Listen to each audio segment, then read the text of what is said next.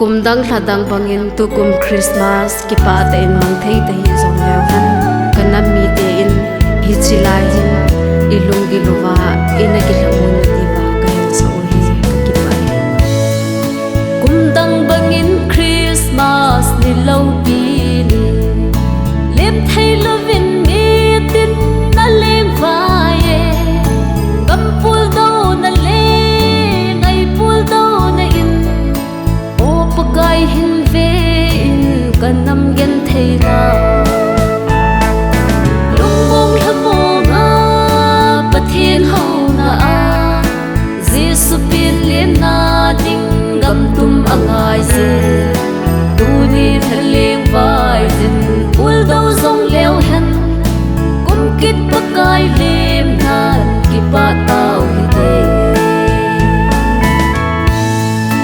kam pam akon lam sao i hin zo do vin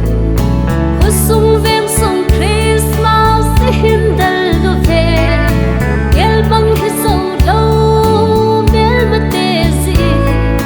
Jesu pin ilung in lim mai u hi te lung mong la mo nga pathin ho na a Jesu pin lim na ding gam tum angai se tu ni thaleng vai din pul do zong leo hen kum kit pakai lim na ki pa tau hi te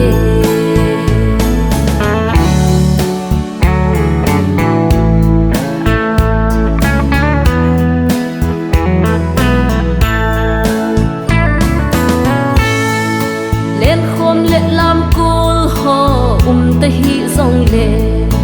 ki vai hom na gam tum i mu ti ngu le pakai va chai lan nam khom tang hi ti tun wang gam le noi ya thangi nan hi mau lung mong la mo nga pathin ho na a Jesu pin len na ding gam tum angai se tu ni thaleng vai din pul do zong leo hen kum kit pakai lem na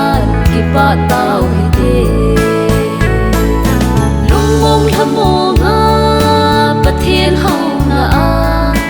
Jesu pin len na ding gam tum angai se